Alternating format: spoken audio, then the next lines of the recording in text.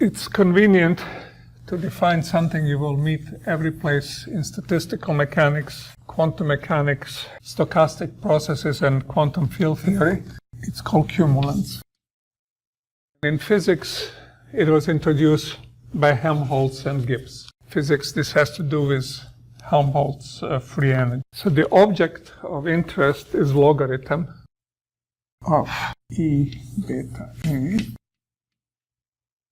Now this thing in other subjects tends to be called partition function, and this is its logarithm. This is well defined for any finite time t. So we can write it as a power series in this manipulation parameter. In statistical mechanics might be inverse temperature and stuff like that, but here, just here to help us manipulate the sums. This is the definition of the cumulant, kth cumulant of A. Now, when you have some such thing, you can take its first derivative with respect to beta. And what you'll get on the right-hand side will be k equals 1 minus 1 factorial minus 1 over c. And if we set beta equal to 0, this will just pick out the first term. So we just get c out of this.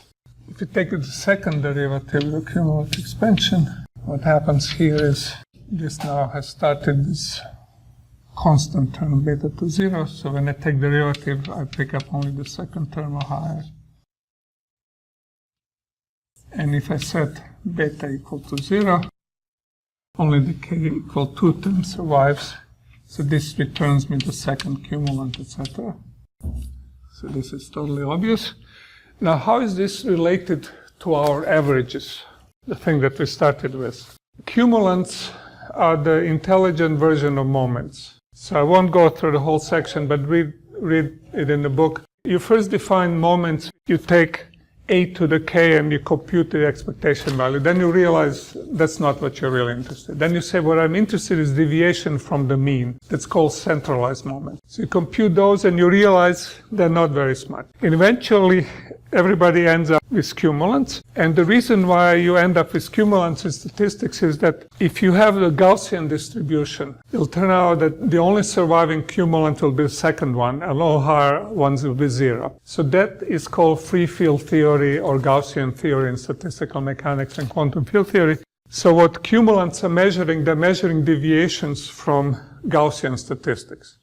Now, Gaussian statistics has no information. All information on Gaussian statistics is that there is a variance, which is the second moment, or standard deviation, which is the square root of second moment. And there's no more information in Gaussian statistics. And cumulants pull out what differs from Gaussian statistics. So if you compute the third cumulant, you'll get a number which is 0 for Gaussian process. But if it's non-zero, it means you have skewness. It means that your distribution of events is asymmetric around the mean. If you have a symmetry problem, you might find out that all odd moments vanish by the symmetry. So then you have to look at the first non-trivial is the fourth moment. If you compute it as a moment, it's something. But if you compute it as a cumulant, you find out it's a thing that measures deviation from the Gaussian, and it's called kurtosis. So if kurtosis is not vanishing, that means that your process is not Gaussian. It means that there is some other stuff going on. In field theory and quantum mechanics, etc., that's called interaction. They're called interacting field theories. In deterministic systems, in the next lecture and lecture next week, we will check this out explicitly on deterministic diffusion, and we'll compute kurtosis. And thus we'll show that when you have determinism, even though the motion looks Brownian when you look at large distances, actually you have information about the original system in higher moments, and they have to be expressed as cumulant moments. That's the natural thing. Quantum field theory, statistical mechanics, what cumulants are doing, they interpret it as higher order interactions. So Gaussian says there is a 2-point correlation, and the skewness will say there is a 3-point correlation in your process, which is non-trivial, which cannot be predicted by Gaussians. In these theories, all endpoint correlations computed as cumulants are non-trivial. They're computable and they're measurable, so they're very important. That's how you see that you have a process which is not just noise, but there is something in it. So now going back to this, and this is just a definition of the cumulant, but I don't actually have this number. What I can compute is the average. That's what's defined. In other subject, this is called partition function. I can compute it by simply putting in the definition of the process. So if I actually compute this derivative, if I look at quantity e to beta, okay, logarithm of, because it's a logarithm, this will give me 1 of, well, here, e to the a, and then I have to take derivative of the logarithm that brings a down, so I get my observable weighted by this distribution, integrated by our definition over all initial conditions and normalized in such a way that if I am integrating over unity, I get unity. If I now take beta equals 0 limit, I will get just expectation value. So it says the first cumulant is the same thing as just expectation value of the thing. There is no difference between expectation value. If I look at the second cumulant, that's now the derivative of these two quantities. And I take derivative of the first one, I get expectation value of a square weighted by this weight for each state. That's the first guy. If I take derivative of the denominator here, I get minus square of what's in the denominator, and I realize this is now upstairs, it's a times its weight squared. If I take beta equal to 0, then both numerators are just 1. This one is expectation value of my observable squared, and this is the square of the expectation value. Now this object I can write slightly differently.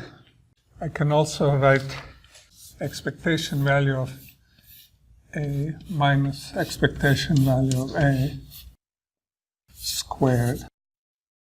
If I expand that, I get from here expectation value of a squared.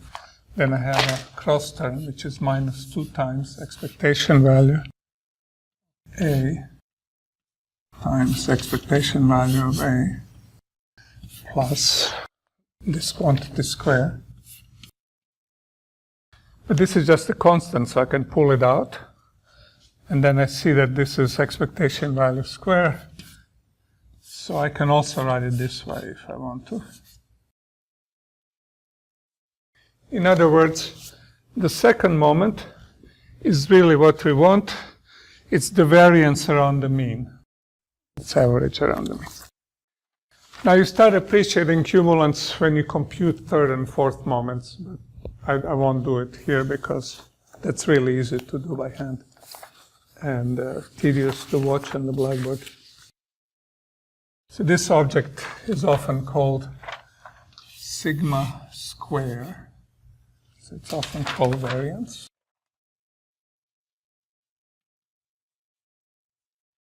That's when you're looking at scalar quantities. If you're looking at observable, which is... And now what we expect is that this thing is doing some kind of random walk around the mean. And it's growing in time. Remember, A has explicit time dependence in it. So we expect this mean and thus the deviation to grow with time. So this is not a natural object when you have time dependence. The natural object is when you divide this by time, and that's called diffusion constant.